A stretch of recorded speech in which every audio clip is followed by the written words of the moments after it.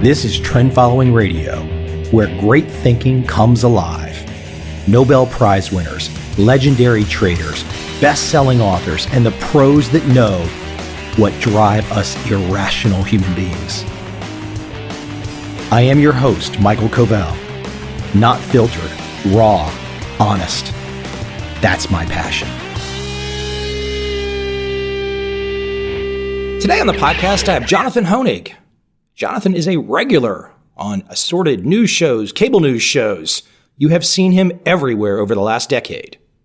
He also happens to have got his start on the Chicago trading floors. Today, we talk about his new documentary, Pit Trading 101. Yes, pit trading has long died. However, there are some extremely interesting lessons that can be taken from Jonathan's experience and pit trading that once was king in Chicago.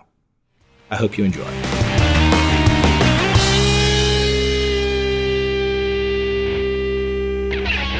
Hey, listen, I the first thing I was thinking about before, we haven't chatted for a long time, and I was thinking, right when I see your brand name, I always smile. Because I instantly know, I was like, oh my gosh, he's fighting the good fight too. I'm right there. I love it.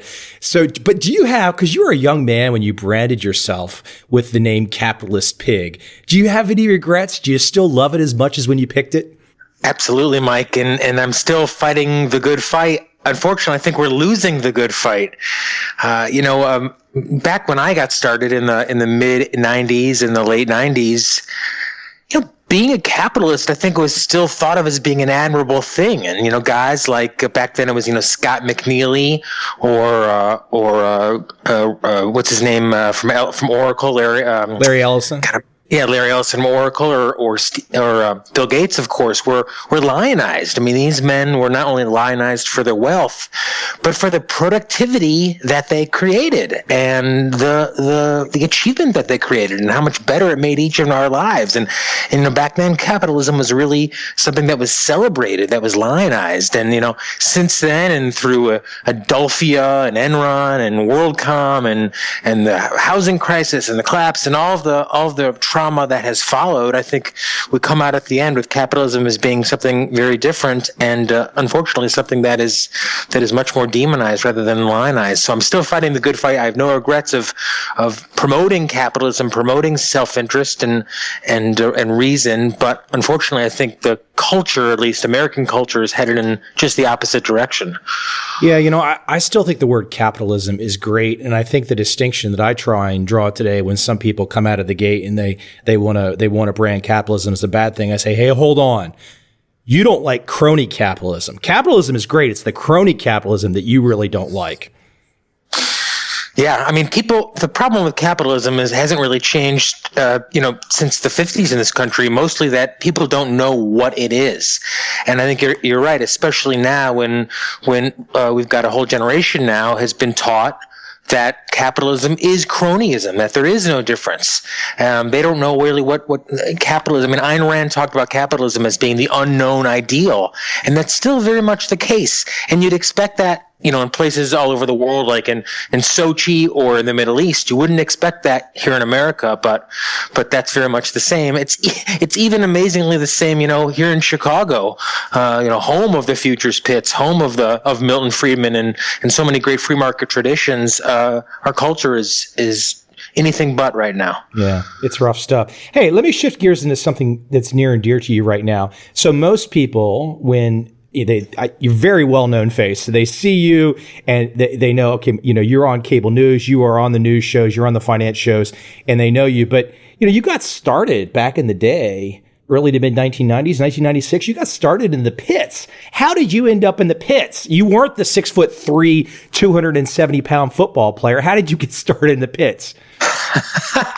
Well, and that's absolutely true. I mean, growing up here in Chicago, Mike, the trading pits and the culture of Chicago trading was just very much part of the landscape here in Chicago, and it has been for the better part of 170 years. Even though my family wasn't directly involved in the trading business, you always knew someone's father or someone's relative who either owned a seat on the board of trade or traded pork bellies down at the work. It had some connection to this business that has just been so ubiquitous. And as soon as I saw it, and you hear this with so many people who've traded at all or been a part of the trading community, as soon as I saw that colorful swirl of mayhem, of trading jackets thrashing around, of cards being strewn all over the floor, I knew, and so many other traders say this, from Leo Muhammad on down, I knew that I had to be a part of it. And that was very much in my early teens. And so even by the time before I even got into high school and college, I knew that I wanted to be some part of that trading business, even if it meant starting, where I really started was as a clerk, and where most people started was, as a clerk running around on the trading floor, and just learning those basics. So no, I wasn't really built for it. But down here, guys who are short, Mike, they wore high heels. And I think that's something in today's point and click world. You want to buy a stock or a futures contract today, you push a button. But back then on the trading floor, you had to fight for it. And if you were short, guys literally often wore high-heeled extensions on their shoes to make them even more likely to get a trade. I think back to one of my books and writing about Richard Dennis, and they said that one of the advantages that Rich Dennis had was he was 6'2", and maybe close to 300 pounds. And so he really just, you couldn't miss him. And that they said that helped. Absolutely. And you'll see in the video in Pit Trading 101, and that's my new documentary we're talking about. And you see in this video, so many of those traders fit that physical type. They often recruited guys who could have otherwise been on the basketball team. Very tall guys with arms like almost wingspans of a plane. And when you think about, you're in a pit of 500 other bond traders, and you're trying to get the attention. You're trying to be noticed. You want someone to trade with you. So the more you can tower over that pit and stretch your arms out as wide as you can and make the biggest visual spectacle of yourself and say, I got 100 at even, the more likely you are to get the trade versus, the shrimpy 5'4" guy who says, I got 10 at even, 10. You wanted to be that big presence. So absolutely, the bigger you were, the louder you were, the more noticeable you were, the more successful you were in the pits. Okay, you bring it up. So Pit Trading 101, your new documentary, how did this happen? Well, it happened very much out of kind of coincidence. As you said, back in the mid '90s, I was in the process of dropping out of school and beginning my career as a floor trader. And as part of that, I took a class that was run by a clearing firm here in Chicago. And clearing firms were the trader's broker. That if you wanted to be a floor trader, you had to establish an account with a clearing firm, an FCM, Futures Clearing Firm. One of the clearing firms ran a course called Pit Trading 101. And just to give you a sense of, how much things have changed in 17 years, back in the mid 90s, people were absolutely going into careers as floor traders. You'd never imagine that now, but back in the 90s, the pits were thriving. There was 10,000 people on the floor of 4 different Chicago derivatives exchanges fighting for a little spot to be able to be part of that action. And I was dead set to be one of them. So I took a class. I took that class, Pit Trading 101, learning the basic intricacies of how to function on the floor, how to make a trade, how to hold your hands. The same day that a documentary film crew was there to tape the class. Didn't think anything more about it all these years, up until the point the footage became available to me. I secured it and turned it into this film, which over the resulting almost 2 decades has become a look back at an entire culture, Mike, as you know, which has completely disappeared. The trading floor as we know it, and I know you wouldn't know it on CNBC, but they don't really show the big massive swaths of traders anymore because there really aren't any. We've gone from 10,000 floor traders here in Chicago back when Pit Trading 101 was was filmed to about a couple hundred today on a very good day, and mostly that's during the rollover period. On a lot of days down here in the pits, you've got 100, maybe 110 guys total across the whole floor. So trading, as we know it on the floor, is really gone. And this is people have to remember too, even if they don't, the amount of money spent by the larger Chicago exchanges in the early 90s to expand their floors. These are massive, one-of-a-kind rooms. This was big stuff.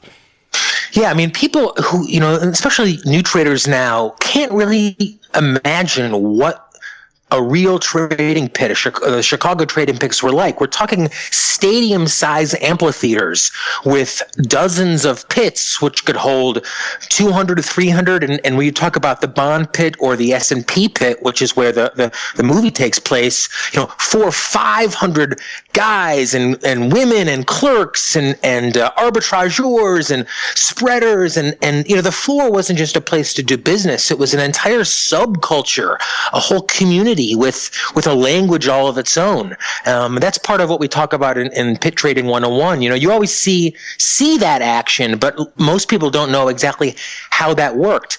And Mike, I mean, it's amazing to think about it now, but I did it and thousands of others did it just a few years ago. You'd literally point a finger, flick a wrist, and that would be, a trade of 10, 15 bond contracts. You're talking about hundreds and hundreds of thousands of dollars worth of value, all done with a flick of the wrist, all done with a nod of the head, and done amazingly effectively. The Chicago Exchange is trading trillions and trillions of dollars worth of commodities, literally with a flick of a wrist. And pittrading101.com shows you how it was done. The thing that's interesting is that it's a historical look back. So for the average person today, they might say, well, what's the relevance? And I might have said that as I was starting to watch it. But then you watch it and you start to think about other things, at least I did. And I start to think about the entrepreneurial aspect, which is like, wow, okay, the common culture in America is to have debates about how much government might be able to help you or this or that. But here's a documentary where there's just a bunch of people in a room trying to learn something, trying to figure something out, getting passionate about it. And then on the flip side, that's not the discourse in America today. So that was one thing that started to go through my head, and I want you to comment on that. The other thing I started to think about is that not only has the futures markets changed and gone electronic, but there's debates these days as to whether or not futures will even make it with the assorted blowups and the regulatory clampdowns. So I want you to discuss both those issues, the entrepreneurial aspect of what you saw and what you felt, maybe comparing to modern day society, and where do you see futures markets going? Well, the Chicago trader was, and traders in general are, the ultimate entrepreneurs. Who is a trader? A trader is a man or a woman who, asks nothing of someone else. He trades for it. He trades value for value. And that was always the mystique, I think, of the Chicago trader. And you even hear one of the characters in the film, the teacher of this wonderful class, talk about it. He says, a trader works by himself, for himself, with himself. And the money he makes or loses is his own. And that's the trading ethos. I mean, that's what trading has always been about: individuality, your own opinion, acting on it, and profiting or loss based on your own best judgment. People would often say down here, well, what do you make as a trader? And it's all about you and your actions and how you function in the marketplace. So yes, being a Chicago trader was literally working for yourself, keeping your own hours and developing your own systems. I mean, some of the superstitions down here, Mike, were always so funny. I mean, guys would wear the same tie for literally months at a time. They'd walk into the pit at different times through different doors. And the successful traders down here, just like in screen trading, were the ones who took it seriously, treated it like a profession, didn't treat it like a game, and used the same discipline that we use off the floors. And, traders are entrepreneurs. We're creative thinkers. We don't get the credit for that. We're seen as being these, gunslinging gamblers who just, are one trade away from blowing themselves and the whole economy up. But, to speculate, it just means to think. I mean, speculation is just a slur term for thinking. And that's what successful traders did in the 90s when the movie was shot. And that's what we still do today. What did we lose? What did we lose as open outcries died? Well, what I was glad to experience, and I think what you see in the pit itself is being in the center literally of it all. I mean, what I loved so much about being in the pit is knowing that anything that happened in the world, any political events, any climate events, any cultural event, found its way through literally that little stretch of strip in Chicago, that little small little patch, and literally being in the center of all of the action. And, now we're all in that because we're all on Globex and following it from morning, noon, and night. But I think we lost a little bit of the color. However, I have to say, I mean, I missed the floor. I was happy to be a part of it, but I prefer trading today. I really do. And I think I wouldn't want to go back to the days of open outcry. I think I was happy to be a part of it and witness, how liquidity works. How there can be 500 or 1,000 contracts bid, and then all of a sudden someone hits it and now it's 5,000 sellers at that same level. How quickly market dynamics can move. How quickly that pendulum shifts from greed to fear. In the pit, you saw it. I mean, you literally could see it in the faces of these men on their, and in their own positions. On the screen, it's sometimes, I think, a little harder to get a sense. I mean, even something you might remember, Mike, I mean, they used to declare what were called fast market conditions. So all of a sudden the pit would turn on what was called fast quote, and essentially it would indicate that markets were so busy that either the trades were late or the quotes were late. I mean, we don't have that anymore because everything's fast. So some of the color's been lost, but I think the lessons that you learn in the pit and one can learn from the movie are applicable just today as well. Let me get you to, if you will, to dive in a little bit, because I've been thinking about the futures markets, and I talked to a lot of fund managers that are primarily futures-based, CTAs and stuff, and there is a lot of just grief and angst behind the scenes as to what's been going on with some of the crazy events like MF Global and whatnot. I mean, are we looking at a situation where this great innovation that came out of Chicago, are we looking at a situation where we could possibly see it either go away or regulated away, and then if it does, how does that affect the rest of the world? Because I mean, the rest of the world has watched this great innovation from Chicago go on for 150 years, and if you're a developing country, do you even go the route of futures markets after you see America going through all this turmoil after 150 years of it? I'm so glad you bring that up, Mike, because I mean, what you see in the film, what you see in Pit Trading 101, the colorful traders in the pit, as you pointed out, was then replicated in literally hundreds of markets all over the world. Everywhere from Ethiopia to France developed their own open outcry futures markets with great, great success. And anyone who's studied futures markets at all knows that they have a history of bringing down prices, lowering volatility, increasing efficiency. I mean, they're tremendous tools for not just traders and hedgers, but for the world. I mean, for society. Unfortunately, what got the blame for not only 08, 09, but for every financial crisis? It's the Chicago speculators and all speculators.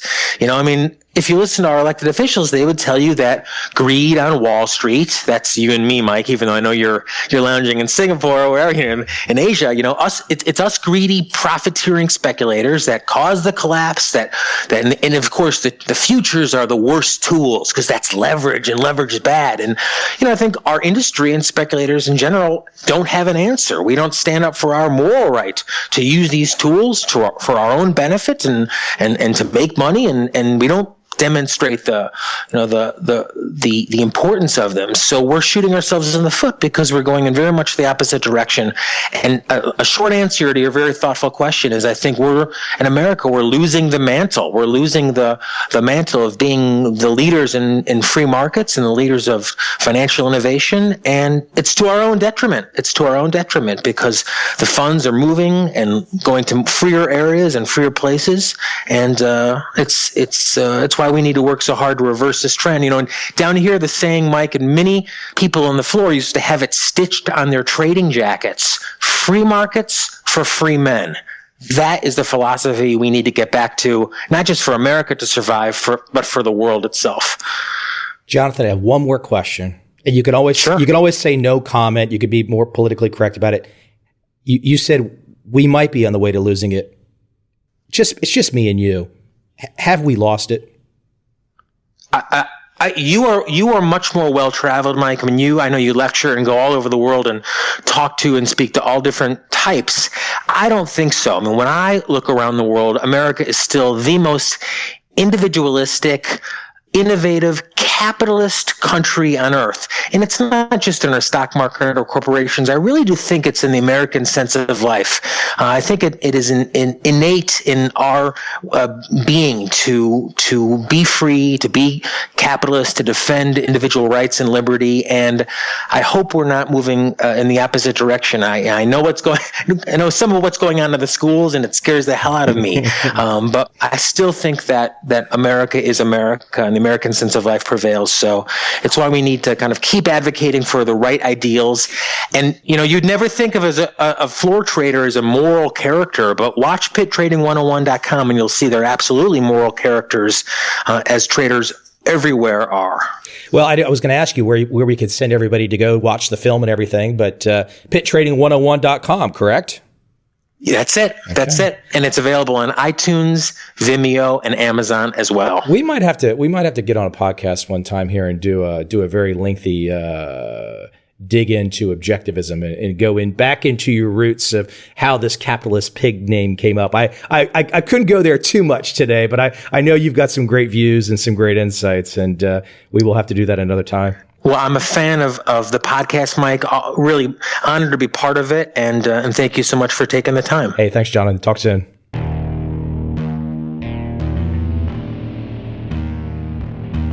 I see a time when those awake will understand how to make money in up, down, and surprise markets. Whether new trader or experienced, college student or financial advisor, protecting against a crash, or just trying to make a lot of money, trend following offers everyone an answer in uncertain times.